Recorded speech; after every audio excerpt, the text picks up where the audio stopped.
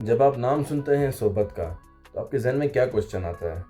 तो मैं आपको बताऊं, सराइकी में सोबत एक खाने की डिश है, लजीज खाने की एक सजी हुई प्लेट जिसमें रिवायत, खलूस और मोहब्बत शामिल होती है।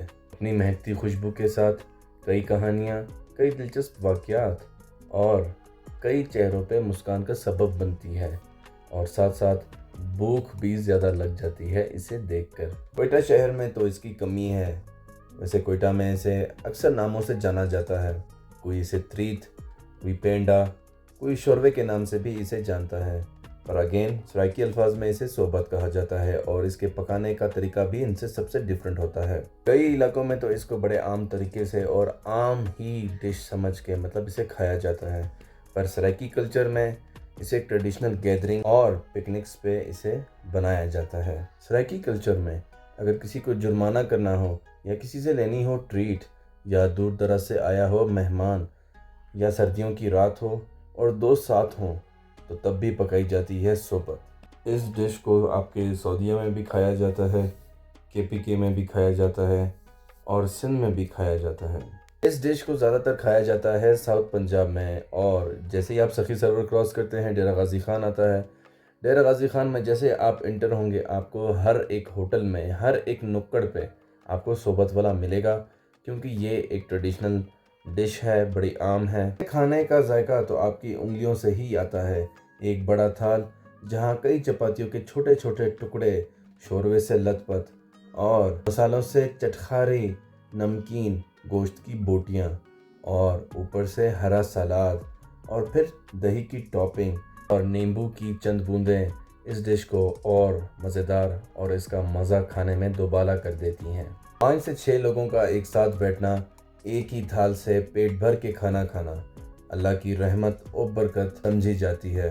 आज के इस मॉडर्न ज़माने में जहाँ बर्गर, पिज़्ज़ा और कई ऐसे खानों के नाम हैं जिसे लोग पसंद करते हैं, लेकिन बात आ जाए जब सराइकी कल्चर और उसकी अपने लोगों की, जहाँ पे गैदरिंग करनी हो और अगेन मैंने आपको कहा कि इसे एंजॉय करना हो, तो वहाँ पे पकाई जाती है सोबत।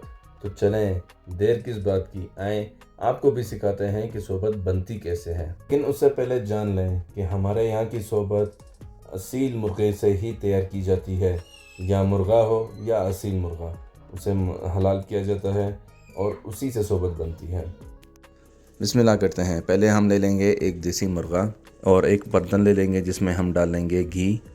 आप घी ही इस्तेमाल कीजिएगा। 1 पाव प्याज, आपने तब तक इसको पकाना है जैसे ब्राउन हो जाए। लहसुन अदरक का पेस्ट आ जाता है। फिर आपने इसके अंदर चिकन ऐड कर लेनी है, आपने ब्राउन कर लेनी है चिकन। फिर उसके बाद आ जाएगा जी टमाटर, सब्ज़ मिर्च डाल लेंगे, लाल मिर्च डाल देंगे, गरम मसाला, हल्दी, नमक जायके के हिसाब से, और अनारदाना भी इसमें आ जाएगा। हम इसको थोड़ा सा पका लेंगे, भून लेंगे ताकि ये मसाले जो हैं इसमें अच्छे से मिक्स हो जाए। फिर इसमें आप डाल देंगे आलू बुखारा, और आप चाहें तो भाई इमली भी इसमें डाल सकते हैं। जायका जितना अच्छा होगा उतना टेस्टी ये बनेगा। और नींबू आखिर में आप छिड़क के अब इसको हम रख देंगे थोड़ा दम के ऊपर। आप देखेंगे कि जैसे ही तरी इसके ऊपर आएगी तो तरी आपने अलग कर लेनी है।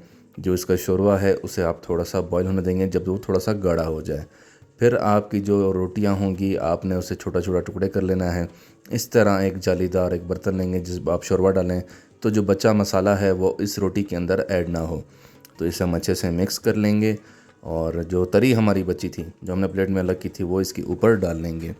फिर अच्छे से मिक्स कर लेंगे, ऊपर नीचे हिला के तरी मसाला इस सब में आपस में एडजस्ट हो जाए। ऊपर से आ जाएगी आपकी सलाद, तो आपका रायता और नोश फरमा। जैसे कि आपने देखा कि सोबत बनाना कितना आसान है। अब आते हैं इसकी हिस्ट्री के बारे में बात करते हैं। जब मैंने गूगल से पूछा तो गूगल ने कई बातें बताई कि भाई ये बहुत पुरानी और एशियंट जो है चलता आ रहा है खाना। तो मैंने अपने गांव से पता किया, मैंने कहा ज़रा बताएं तो सही आप लोग का इल्म क्या कहता है, ये डिश कब बनी और कैसे बनी। तो हमारे एक बुज़ुर्ग हैं, आपको पता ना वो कहावतें सुना लेते हैं, कुछ अपने से भी बना लेते हैं। हमारे बुज़ुर्ग ने, गाँव के बुज़ुर्ग से मैंने पूछा तो उन्होंने ये फरमाया कि भाई एक बच्चा था जिसने अपनी अम्मा को कहा कि जी मैंने ये रोटी सालन नहीं खाना, कुछ नया बना के दो। तो कहते हैं जी उसकी अम्मा ने सालन में थोड़ा सा पानी डाल दिया और जो रोटी पड़ी हुई थी उसको उस पानी में डाल दिया, जो कि वो उबाला, उसे उबालने से वो नरम हो गई। और उसके बाद उसकी वालदा ने उस पर हल्का फुल्का सलाद डाल के और बस पुराने ज़माने वाली बात है कि भाई चटनी भी कूट दी, तो तब से ये डिश चलती आ रही है और ये सोबत बन गई। वैसे इस पे आपने फोकस नहीं करना है, खाली सोबत डिश पे आप फोकस करें। ये एक गांव की बुज़ुर्ग की बात है, सो इसको रहने दें आप। चलें, अब आपने बताना है कि कब आप अपने दोस्तों के साथ सोबत की दावत कर रहे हैं।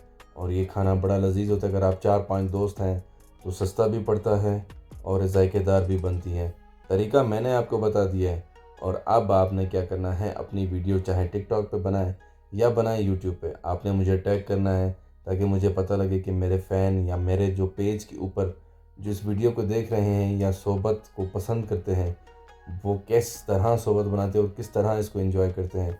और जो फर्स्ट टाइम ये इस्तेमाल करेंगे तो आपने बना के टेस्ट ज़रूर बताना है कि कैसा बना है। मोहब्बतें बांटें मेरे भाइयों, ये दुनिया फ़ानी है। एक दूसरे से रंजिशें ख़त्म करें, एक दूसरे से मोहब्बत करें। और एक एडवाइस देता हूँ, आपस में आप सब दोस्त हैं तो अपने दोस्तों में एक दूसरे को गिफ्ट दिया करें। गिफ्ट देने से भी मोहब्बत बढ़ती है। एक दूसरे को इज़्ज़त दें, चाहे वो दोस्त हो, हमसाया, कोई भी ऐसा मुसलमान भाई जो आपके करीब रहता हो, उसे इज़्ज़त दें। मैंने आपको पहले कहा, फ़ानी जहान है, सब छोड़ के जाना है। तो एक दूसरे के साथ अच्छा वक्त गुजारें। इंसान साथ कुछ नहीं ले जाता, बोलते ना छोड़ जाता है तो सिर्फ यादें छोड़ जाता है। तो अपना व्लॉग यहाँ पे करते हैं एंड। अवल ये भी बता दूं कि मेरी तबीयत कुछ ठीक नहीं थी, तो बहुत से मसले मसाइल हैं, लेकिन अभी मैं यहाँ पे डिस्कस नहीं करना चाहता।